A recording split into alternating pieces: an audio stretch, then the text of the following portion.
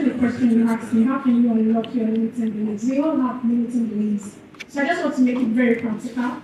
What are limiting beliefs, right? Limiting beliefs are, so we have limiting beliefs and we have empowering beliefs. So limiting beliefs are those negative things, thoughts that you hold about who you are, about the people around you, about the economy, whatever it is. Those are negative limiting beliefs, and they limit us from achieving our goals, becoming who God wants us to really be.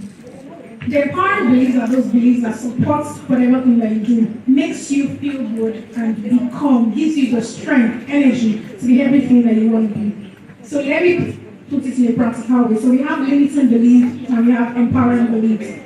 Limiting beliefs, for instance, there's a table here, and the legs of the table is very bad.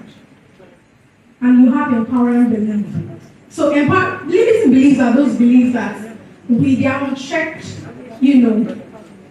unchecked assumptions. We all assume that this is how life is. This is what it should be. I add a lot, as simple as me saying that this is going to make me poor. That's just a limiting belief. I'm just trying to break it down. That's a limiting belief, right? So I'm trying to first establish what limiting beliefs are. So limiting beliefs, when you have a beautiful table, the legs of the table might be beautiful, but the legs are not beautiful, right? They are not unhealthy. So they are very unhealthy. What that means is that the table will soon collapse based on the fact that the legs are not holding, what it should hold. Then we have empowering belief on the other side. Empowering beliefs is you have had, or you know that these limiting beliefs cannot hold the table, right? You remove it. And that's why I said limiting beliefs are unchecked, assumptions. They are not really true. You only pick them from environment, you pick them from society, you pick them from what they said, background, or whatever thing anybody has said to you. So you begin to live by those words. But they are not true if you check them. So after checking and you realize that they are not true, you change them to empowering beliefs, things that can help you. But how can you identify them? You can identify them by setting, we all have goals in life. So firstly, don't complicate your life by trying to find all your limiting beliefs. No. Don't say, I want to check what are all my limiting beliefs. You just get, drowned in the whole process. So what you should do is ask yourself, what is the goal I'm about to achieve now? Then what are the limiting beliefs? What do I believe about this goal? Right? So for instance, you want to be successful or you want to make 5 million in sales, and that's your first time. You want to ask yourself, what are my beliefs around money? What are my beliefs around approaching people? What are my beliefs? What are the things that can limit me, from achieving those things? So you need to have a goal, then get clarity on the goal for you to be able to know that, okay, these are the things that can limit me. Because when you set up the goal, the first question that comes to your head, sometimes some people is, I can't do it. I don't think I'm good enough. I don't think I have what it takes. Those are limiting beliefs. That's not any words that just ringing up, within us. Your empowering belief is now those beliefs, you sit down and ask yourself, what are the things I can do better to be able to be this kind of person? So you have to understand that limiting beliefs comes from fear of the unknown. You just don't know why you're afraid of something. But you don't even know why, if the things you're afraid of is true or it's not true. So that's actually one of the ways to identify. So you need to set a goal and ask yourself, when you see limitations or you see blockage, know that there's a limiting belief somewhere, right? Just pause and ask yourself a question. Whenever you set a goal and you're about to go, or have you set goals in the past, ask yourself sincerely, what are the things that have hindered me from achieving that goal? Once you sit down, ask yourself, be sincere, reflect, and you realize that there are a lot of limiting beliefs around those things. So yeah. Thank you so much. Thank you so much for that, Ms. Bukola. Okay, so I have Dr. Sarah. The next question is for you. Okay, so how have you navigated male-dominated industries or spaces, and what tips can you share for success? Okay, so it's so good to be here. I love it when I'm inside, when I'm in rooms where women talk about money, because that's my area. Like my name implies rich anti-finance. I like to talk about money, how to empower women and all that. And thank you, Ma, Dr. BC, for having me here this afternoon. Yeah, so back to our question about how you can dominate the male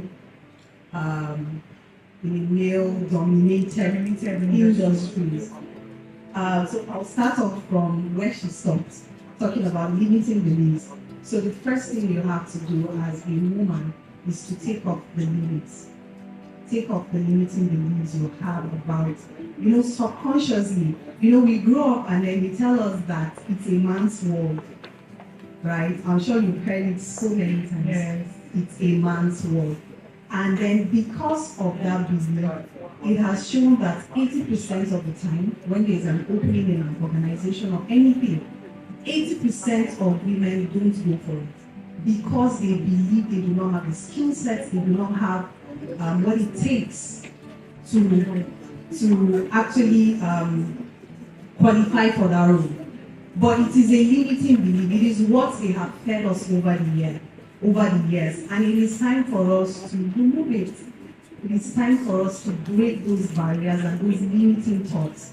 So it's important for you, first of all, like you said, to remove those limiting beliefs from your mind, that you cannot do it, because you can. Different speakers have spoken, and from everything everyone has said, you now know. You don't need anybody to tell you that you can do it too, because we have examples. We have examples of women who have done it. They've broken the barrier, they've shattered the table, everything, there's nothing left again. So it is important for you to know that. Another way you can do that after removing those beliefs is be confident. Be confident. Yes, it's a man's world, but it's also our world. We're here together, and we're going to move together, side by side. I am married, I have a man over my head, but as he is my head, but we rule the house together. It is our kingdom. So it is the same mindset you carry out when you go out. You are a woman does not mean anything. It does not mean that you are handicapped. It does not mean that you are thinking less. Right? So you carry that confidence. You carry it about and you walk. Believe that whatever it is you want to say is worthy of being heard. That your opinion matters. Your opinion matters. Now, it does not just stop at when it comes to organizations, and even in your home as a woman. Have that belief that your opinion matters. That he married you does not mean you are dumb. You do not have a brain. Because, like I said, my company and my platform, Rich Anti-Finance, we do a lot with women. And I have a lot of women, several examples, where you cannot even buy earring. You have to ask the man, please, can I buy this earring? Or I had an example some few years back when I was still selling clothes, children's clothes, women's clothes, and earrings and all that.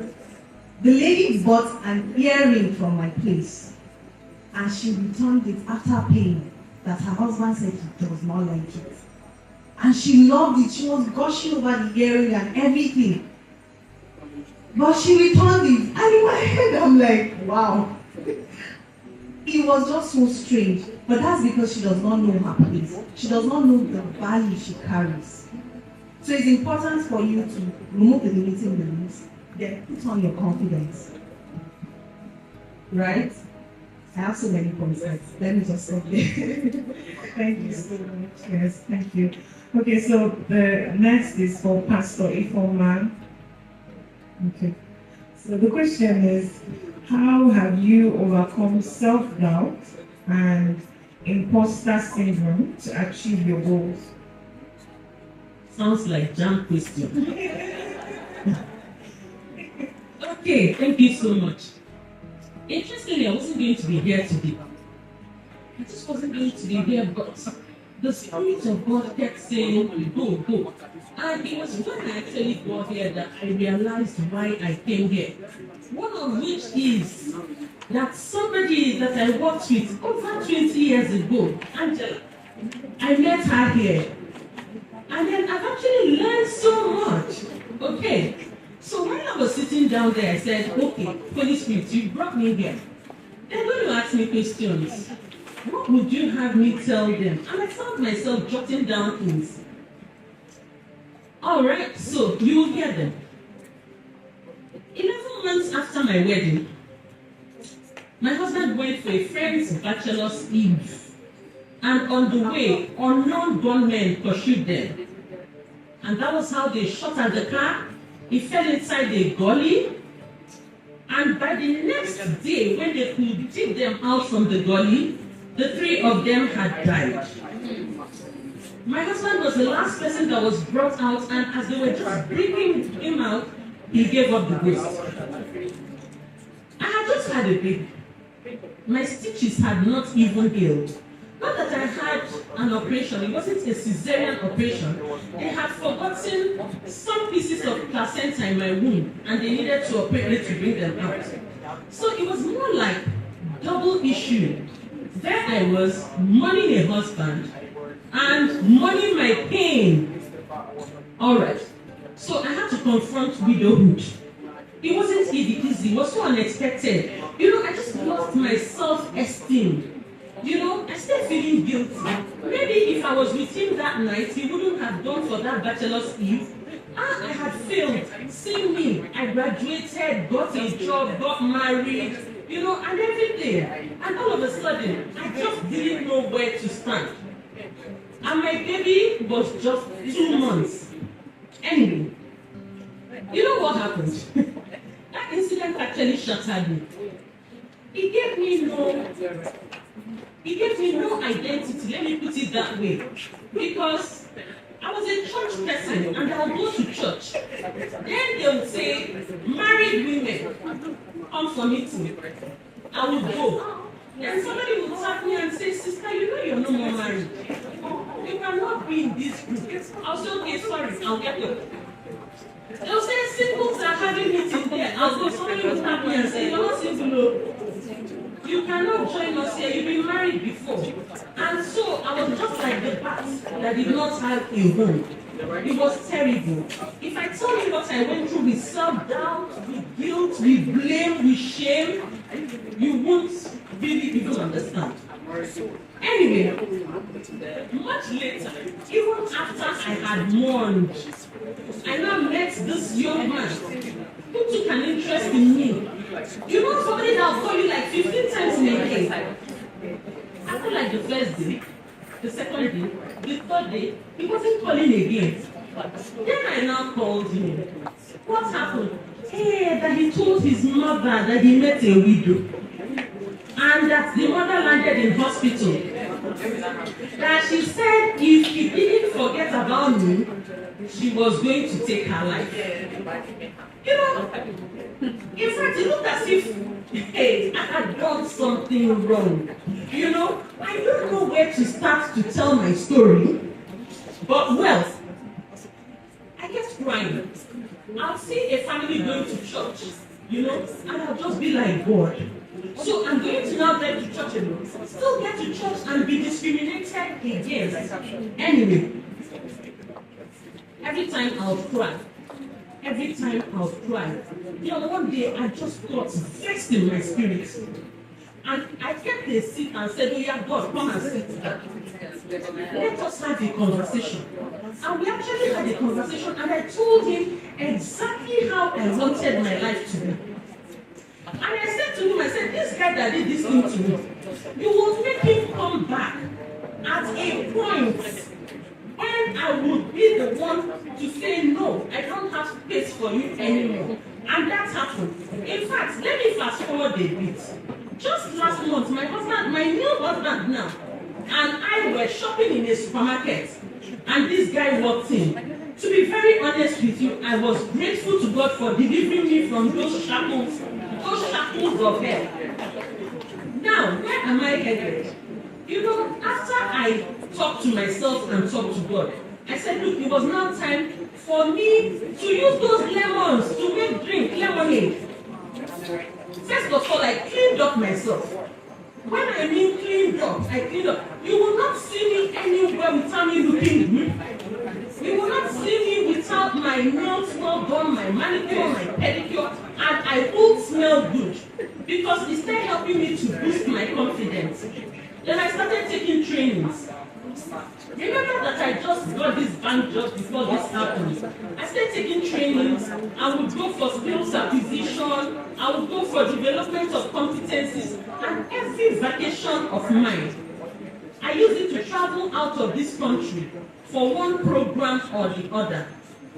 There was nothing I didn't do. Quality management system, leadership, financial inclusion, and so on and so forth. So I fully developed myself, and I knew it's my time up. Almost. I fully developed myself, and I knew, yes, I was ready. And remember, I told myself, I said, look, no frivolities, no time for unnecessary spending. Your father and your mother to this girl. So you have to put yourself in check. So I wasn't buying jewelry. I wasn't buying a handbag, matching shoe and bag. You know what I was doing? I was investing. I was investing. In fact, if I had another opportunity to talk, I'll share some things. But let me just even say something quickly. Because it moved me from one level to another. I got into real estate. You know, there was a property I bought for 2 million. By the time I sold it for 60 million. There were 30 plots of land that I bought for 2,500 each. By the time I sold that 30 plots of land, I sold them for 75 million. I was in the office one day, a colleague came to meet me that he had this place to sell. And that he was hooking him in the neck. Would I buy? I had not even seen the place. But you know, when you're a prayerful person and you walk with the Spirit of God, I want to stand for them, but they pass on now. You know, he directs you and you have discernment. I bought that property. 2 weeks later, another colleague came, wanting to buy property with his mortgage that was approved. It was 15 million, what I had bought for 5 million. So you can imagine I made from 2 colleagues in 2 weeks. In fact, the guy begged me that she return 1 million naira to him. That let me pay something from the mortgage money. So I gave him 1 million and I made 9 million from 2 colleagues in the same cubicle. Can you imagine? So God is giving us and I have been able to turn my shame to fame and give God the glory and I'm moving from one level of glory to another.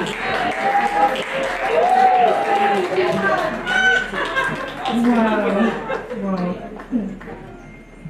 I was very you have to ask me. Wow, that was really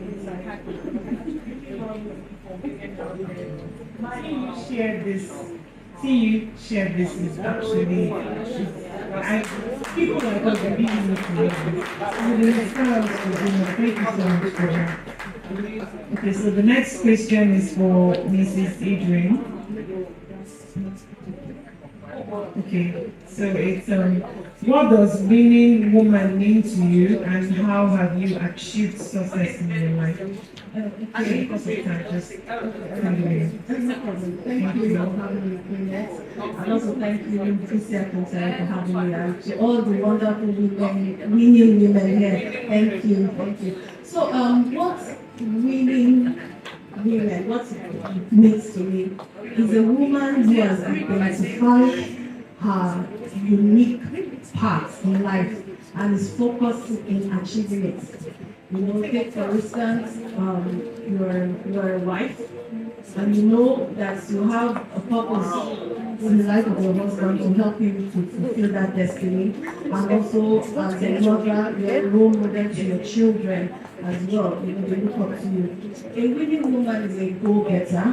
We've said a lot of things, but let me just summarize it. A winning woman is someone who keeps her eyes on the prize, on the goal, and doesn't give up. A winning woman is not competitive.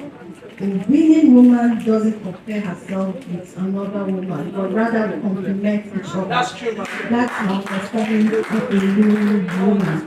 Then, okay, for the success, so far, yes, I would say I'm successful because success is a journey, it's a relative term, and it's a journey so far. You know, when you achieve something, you hear people tell you more wins, it keeps getting better and better. Like I said, even in my family, I want to thank God on behalf of my children, especially even my daughter as well. because I run a foundation for widows. I'm an accomplished lawyer. I work also with my husband in that he retired not too long ago from NNPC, and together we jointly own an oil and gas company. You know, and how did that happen? Let me just take you way back. I got married in school. You know, I will be 50 in a few years' time, but my first child is 26. So you can say I got married in school. I got married early, and at first I was a homemaker. You know, because the children started coming and all that. But then again, when I started, I was called to bar in 2007. When I started, after my call to bar, you know that lawyers, you must not sit at home, you must do something, you know. I got a job and all that. So the job was really taking my time. I still had a little girl, the second born with me. And something happened. I didn't know that my daughter was accused, you know. When I found out, I had to stop work, you know. My husband, I told you this thing, these children that seem too young and all that. I had to stay back, you know, to take care of my home again. But that did not deter me, you know. When I now have to, okay, since I'm going to be the homemaker now again, what I'll do is this, because in Abuja, when living in Abuja then, we have this CAC, Corporate Affairs Commission. Since I can't go to work, since I can't practice outrightly, well, I have to wait for that one because you make easy money from there. I have friends in Lagos who were lawyers, they were giving me briefs. So what happened was this: when I take my kids, my two children, then to school, I'll drop them off to school and I'll go to the Corporate Affairs Commission, you know, and then I'll get brief, work on it. They close at 3 o'clock. So by 3 o'clock, my children are already closed. So I'll come back, take my children back home. So that was the journey so far concerning, and that helped me because I met a lot of people. And when we got back to Lagos, you know, my children are all grown now. My last born is 15 years. And it made my husband have that confidence in me because I started writing agreements for people as well. And when he was retiring and he was like, babe, what are we going to do? Let's open an oil and gas company. And because of that experience, I didn't just stay back because I had a setback in my life. I still went ahead, you know, forged ahead to learn something about my career. And that was how we were able to come together to open this the company we are presently running. So I would say I've been successful so far, and I really want to thank God for that. Yes. So the speakers have actually won. Please a round of applause for them again. Okay, so what stood out for me was the negative mindset. First, you need to identify it. Once you identify, you look for positive things to discourage you from ever feeling that way. The parts where you can do it, regardless of your gender, the area where people would hate, people would manipulate you, people would say a lot, but it shouldn't change you. That was really insightful. We've heard several stories. Everyone here has a story as a woman, but now you can see that regardless of who you are, regardless of where you're coming from, you can be great. And in all of this, I learned that challenges will come. Nobody here said you would not have challenges. Did anybody say so? Did any of the speakers say so? No. All they are trying to tell you is when you get there, what do you do? So you don't just while away your time and feel like your world is ending for you. Some people even time themselves with age and they say, oh, well, you heard some of our speakers. I got married, I had a child, this happened to me, but it did not stop them. Yes, they had their own downfall as at then, and they rose from it. So that's what stood out for me, and I hope you are writing your story with this. You're writing down something that is inspiring you to be a woman and a winning woman. So because of time, we'll just go to the next question and we'll give the speakers 2 minutes each to just wrap up and we can go down to the award. So Ms. Bukola Lukan, I'll go to you next. The second question is, what are some effective ways to incorporate affirmation in our daily lives and make them stick? Thank you. You're welcome. Okay, so I just wrote something down. So I said the first thing is you have to follow me. That's the number one thing you need to do. So my name is Mind and Affirmation Queen, and my Instagram is Bukola Lukan. So you have to follow me.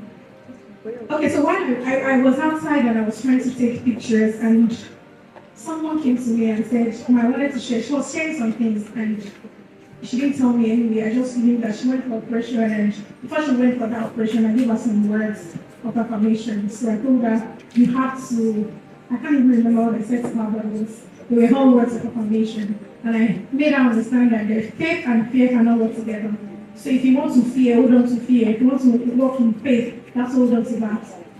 So she said she got to the theater room and she held on to those words, kept on ringing. She didn't tell me that. I just knew that when I got to the office last week, she gave me very big thank you, ma, your words came to pass. And I'm like, okay, thank you, Jesus. You made it come to reality. So she said when she got there, she was in deep pain. She had to tell the doctor to please hold on. She needed to go and wear the clothes that she wore the day I was speaking, I was affirming her. And said she went to bed. It's very prophetic. And then she wore the clothes, and the doctor was like, what's wrong with you? Do you think that clothes will heal you in this operation room?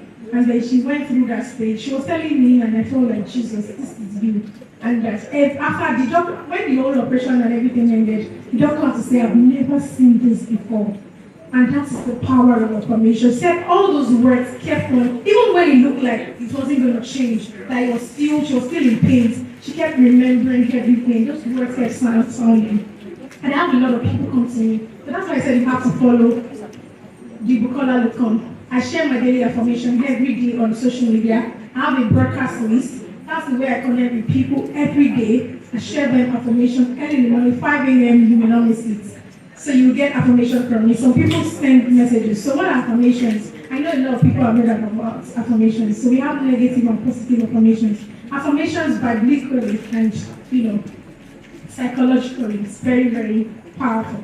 So affirmations are those words that you say to yourself, calling those things that are not as though they were. Speaking the end from the beginning, that's what affirmations are. So like I said, I wrote some things about how can you incorporate that into your daily. Number one, I said follow me. Number two, meditation. So I call something power pose. Immediately I wake up early in the morning, I do my power pose, and I want everybody to please, I'm sure some people do. I wake up and I say my 3 words. Thank you for another opportunity to be a blessing to the world. Thank you for another opportunity to be a solution to humanity. Thank you for making me an eternal excellence, the joy of many generations. That is how no matter, even if my body's like this, I wake up powerfully well and I say those things every morning. And that happens to me a lot. Then in the bathroom, I go to the bathroom when I'm brushing my teeth. That's how you can incorporate it into your life. When you are brushing, just keep saying those words to yourself. We have some affirmations for free. So you can have those things pasted, say those things, and then you keep saying it, reciting it every day. You can also, when I'm creaming my body, so I recently started using shea butter. When you want to use shea butter, it takes a longer time, right? I'm not saying you should drop your cream. I'm just saying it takes a longer time. So it's a conscious, way of building.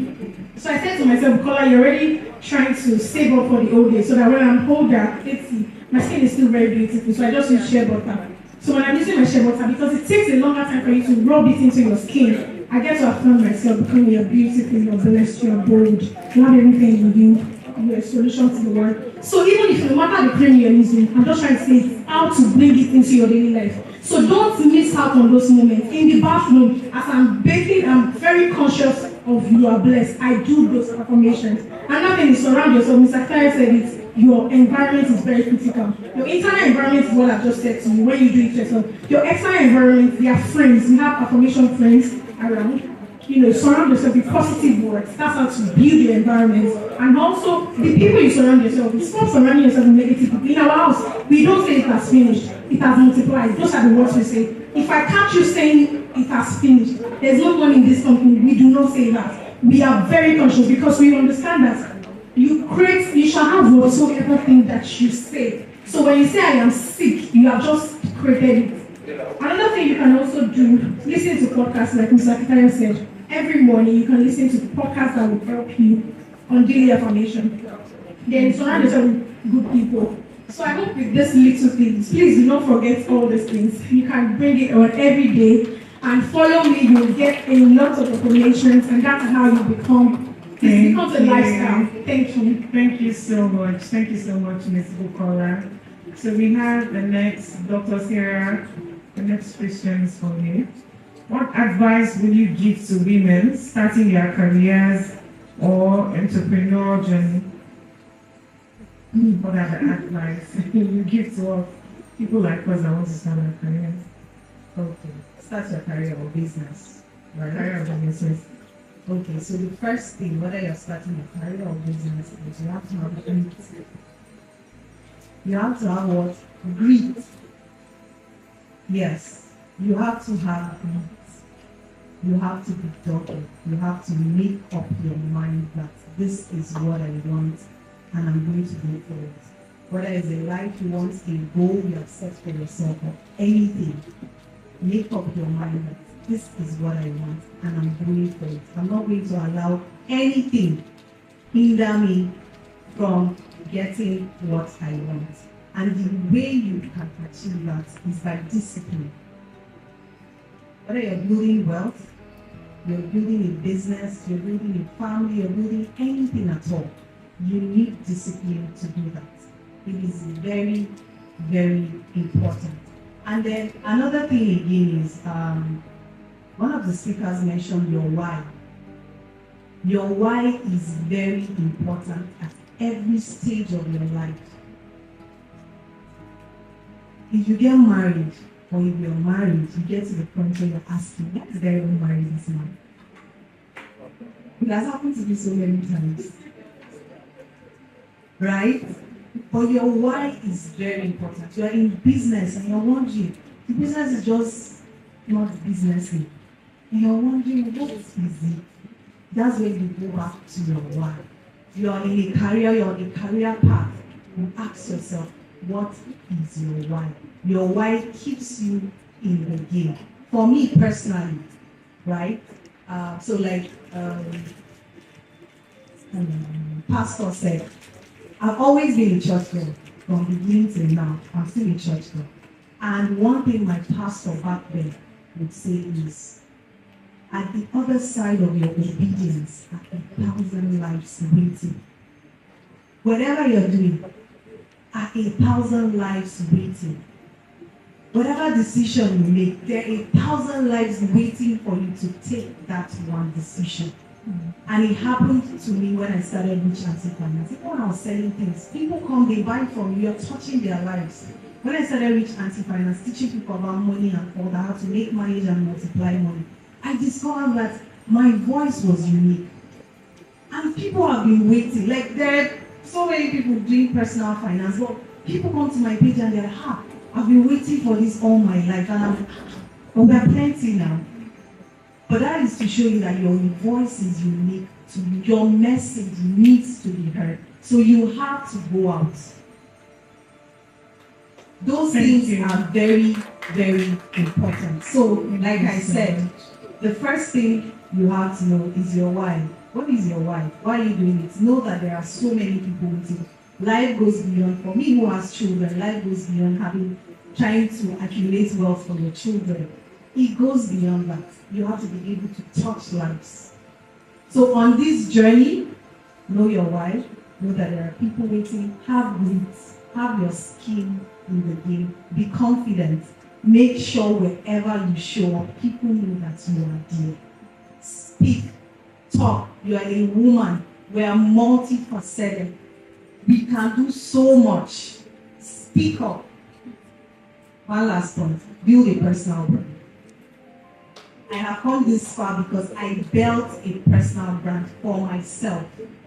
And along the line, I found mentors. I found coaches. You guys were here when Dr. Naomi spoke. Dr. Naomi is one of my coaches.